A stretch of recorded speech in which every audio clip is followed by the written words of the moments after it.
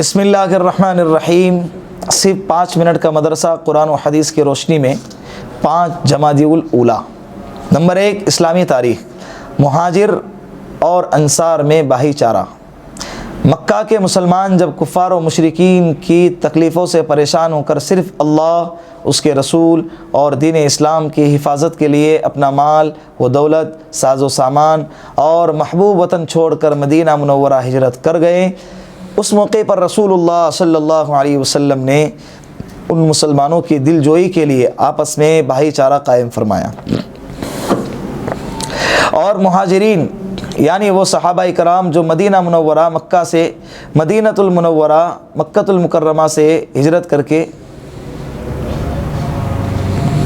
یہاں اس کے اندر چھپائی میں غلطی ہے، یعنی وہ صحابہ کرام جو مکۃ المکرمہ سے ہجرت کر کے مدینۃ المنورہ چلے گئے، یہاں پر مدینہ منورہ سے مدینہ منورہ لکھا ہوا ہے، تو مہاجر صحابی اس صحابی کو کہتے ہیں جو مکۃ المکرمہ سے ہجرت کر کے مدینۃ المنورہ چلے گئے، تو اور مہاجرین میں سے ایک انصار کو، اور انصاری صحابی اس کو کہتے ہیں جنہوں نے مدینہ منورہ میں مہاجرین کی نصرت کی اور مدد کی۔ تو اللہ کے رسول صلی اللہ علیہ وسلم نے مہاجرین اور انصار دونوں میں ایک صحابی، ایک مہاجر، ایک انصار کو ایک انصار کا بھائی بنا دیا۔ انصار نے اپنے مہاجر بھائی کے تعاون اور عزت و احترام میں بڑھ چڑھ کر حصہ لیا، اور ان کے ساتھ ہمدردی و محبت، ایثار و قربانی اور مہربانی و حسن سلوک کی ایسی بہترین مثال پیش کی کہ آج تک پوری دنیا مل کر اس جیسی مثال پیش نہیں کر سکی۔ مال و دولت، زمین و باغات، بلکہ ہر چیز میں ان کو شریک کر لیا، مگر مہاجرین نے بھی انصاری بھائیوں کا ہر معاملے میں ساتھ دیا اور اپنے روزی کا بذات خود انتظام کرنے کے لیے تجارت وغیرہ کا پیشہ بھی اختیار کیا۔ بہرحال یہ رشتے مواخات تاریخ میں اتحاد و اتفاق اور قومی یکجہتی کی ایسی مثال تھی جس نے نسلوں و رنگ، وطن و ملک اور تہذیب و تمدن کے سارے امتیاز کو عملی طور پر ختم کر ڈالا۔ نمبر 2، اللہ کی قدرت۔ پرندوں کی پرورش۔ چمگادڑ کے علاوہ تمام پرندے انڈے دیتے ہیں، وہ ان پر بیٹھ کر حرارت و گرمی پہنچاتے ہیں، پھر کچھ دنوں کے بعد ان انڈوں سے بچے نکل آتے ہیں۔ ان چوزوں کی غذا کے لیے اللہ رب العزت نے بے شمار کیڑے مکوڑے پیدا کر دیے جن کو پکڑ کر پرندے اپنے بچوں کے منہ میں ڈال دیتے ہیں۔ جب ان کے جسم میں پر نکلنے لگتے ہیں تو پرندے بڑی آسانی کے ساتھ خود بخود اڑنا سیکھ جاتے ہیں۔ آخر ان پرندوں کو انڈوں سے بچے نکالنے، پرورش کرنے اور اڑنے کا سلیقہ کون سکھاتا ہے؟ بے شک اللہ ہی نے اپنی قدرت سے ان کی پیدائش اور تربیت و پرورش کا انتظام فرمایا ہے۔ پرندے جانور جب بچے پیدا کرتے ہیں تو ان کے بڑے ہونے کا، ان کے ڈیلیوری کا، ان کے پیدائش کا جو نظام ہے یہ اللہ نے بنایا ہے، ورنہ ان کی کہاں ٹیوشن کلاس چلتی ہے کہ ان کو کھانا کس طرح سے کھلایا جائے، اور ان کے کہاں ہاسپٹل ہوتے ہیں، کہاں ان کے کوئی ایسا کوئی ایک سسٹم تھوڑی چلتا ہے کہ جہاں پر جا کر وہ اپنے بیماروں کا علاج کرے یا اپنے اندر سے بچے پیدا کرے۔ یہ سب اللہ رب العزت اپنے غیب سے اور اپنی قدرت سے نظام کو چلا رہے ہیں۔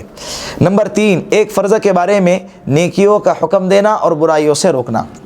رسول اللہ صلی اللہ علیہ وسلم نے ارشاد فرمایا، قسم ہے اس ذات کی جس کے قبضے میں میری جان ہے، تم ضرور بالضرور بھلائیوں کا حکم کرو اور برائیوں سے روکو، ورنہ قریب ہے کہ اللہ گنہگاروں کے ساتھ تم سب پر اپنا عذاب بھیج دے، اس وقت تم اللہ سے دعا مانگو گے تو قبول نہ ہوں گی۔ ترمذی شریف کی روایت ہے۔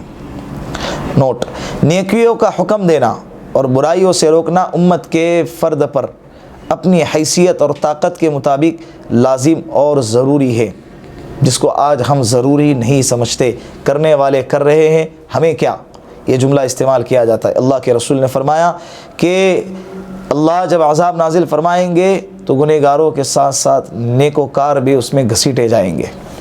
نمبر 4، ایک سنت کے بارے میں رکوع میں ہاتھوں کو گھٹنوں پر رکھنا۔ رسول اللہ صلی اللہ علیہ وسلم رکوع فرماتے تو اپنے ہاتھوں کو گھٹنوں پر رکھتے، ایسا لگتا تھا جیسے ان کو پکڑ رکھا ہو، اور دونوں ہاتھوں کو تھوڑا موڑ کر پہلوؤں سے الگ رکھتے ہیں۔ ترمذی شریف کی روایت۔ نمبر 5، ایک اہم عمل کی فضیلت، عورت کے لیے چند اعمال۔ رسول اللہ صلی اللہ علیہ وسلم نے ارشاد فرمایا، جو عورت 5 وقت کی نماز پڑھتی رہے اور اپنی عزت کی حفاظت کرتی رہے اور اپنے شوہر کی فرما برداری کرتی رہے تو وہ جنت کے جس دروازے سے چاہے داخل ہو جائے۔ کتنا آسان عمل ہے عورتوں کے لیے، کتنا آسان عمل ہے۔ پھر ایک مرتبہ آپ کے سامنے پڑھتا ہوں، رسول اللہ نے فرمایا کہ جو عورت 5 وقت کی نماز پڑھے، نمبر 1 کتنے کام کرنا ہے عورتوں کو کامیاب ہونے کے لیے اور جنت میں جانے کے لیے، دیکھ لینا۔ اللہ کے رسول نے فرمایا کہ جو عورت 5 وقت کی نماز پڑھے، نمبر 2 اپنی عزت کی حفاظت کرے، نمبر 3 اپنے شوہر کی فرما برداری کرے۔ اس حدیث میں 3 چیزیں بتائی ہے۔ دوسری حدیث کے اندر ایک اور حدیث ہے جس میں تذکرہ ہے کہ اللہ کے رسول نے فرمایا لو ان المرأة صلت خمسہا وصامت شہرہا، یعنی عورت 5 وقت کی نماز پڑھے اور رمضان کے روزے رکھے، اپنی عزت کی حفاظت کرے اور شوہر کی اطاعت کرے، یعنی یہ 4 کام کریں تو وہ جنت کے جس دروازے سے چاہے داخل ہو جائے۔ 4 کام کرنا ہے اور جنت کا سرٹیفکیٹ لینا ہے۔ اللہ عمل کی توفیق دے۔ نمبر 6 ایک گناہ کے بارے میں انصاف نہ کرنے کا وبال۔ رسول اللہ صلی اللہ علیہ وسلم نے ارشاد فرمایا جو شخص میری امت کی کسی چھوٹی یا بڑی جماعت کا ذمہ دار بنے پھر ان کے درمیان عدل و انصاف نہ کرے تو اللہ رب العزت اس کو اوندے منہ جہنم میں ڈال دیں گا۔ نمبر 7 دنیا کے بارے میں، دنیا مومن کے لیے قید خانہ ہے۔ رسول اللہ صلی اللہ علیہ وسلم نے ارشاد فرمایا دنیا مومن کے لیے قید خانہ ہے اور کافر کے لیے جنت ہے۔ مسلم شریف کی روایت ہے۔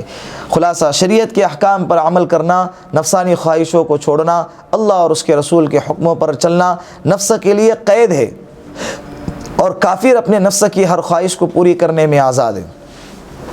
اس لیے گویا دنیا ہی اس کے لیے جنت کا درجہ رکھتی ہے۔ دنیا کے اندر ہر خواہش پوری نہیں ہوں گی۔ ام للانسان ما تمنا، قرآن کہتا ہے کہ انسان کی ساری تمنائیں دنیا میں پوری نہیں ہوں گی ہے۔ تو ساری تمنائیں پوری ہونے کی جگہ، خواہشوں کی پورا کرنے کی جگہ، عیش کرنے کی جگہ یہ کل قیامت کے دن جنت ہے۔ نمبر 8 آخرت کے بارے میں جنت کے پھل اور درختوں کا سایہ۔ قرآن کریم میں اللہ رب العزت فرماتا ہے متقیوں سے جس کا وعدہ کیا گیا ہے اس کی کیفیت یہ ہے کہ اس کے نیچے نہریں جاری ہوں گی اور اس کا پھل اور سایہ ہمیشہ رہیں گا۔ سورہ رعد۔ نمبر 9 طب نبوی سے علاج، عجوہ کھجور سے زہر کا علاج کرنا۔ رسول اللہ صلی اللہ علیہ وسلم نے ارشاد فرمایا عجوہ جنت کا پھل ہے اور اس میں زہر سے شفا ہے۔ ترمذی شریف کی روایت۔ نمبر 10 قرآن کریم کی نصیحت۔ قرآن کریم میں اللہ رب العزت فرماتا ہے اللہ عدل و انصاف، اچھا سلوک کرنے والے اور رشتہ داروں کی مالی مدد کرنے کا حکم دیتا ہے، نیز بے حیائی، ناپسندیدہ کاموں اور ظلم و زیادتی سے منع کرتا ہے۔ وہ تمہیں ایسی باتوں کی نصیحت کرتا ہے تاکہ تم ان کو یاد رکھو۔ سورۃ النحل۔ اللہ رب العزت ان باتوں پر عمل کرنے کی توفیق عطا فرمائے۔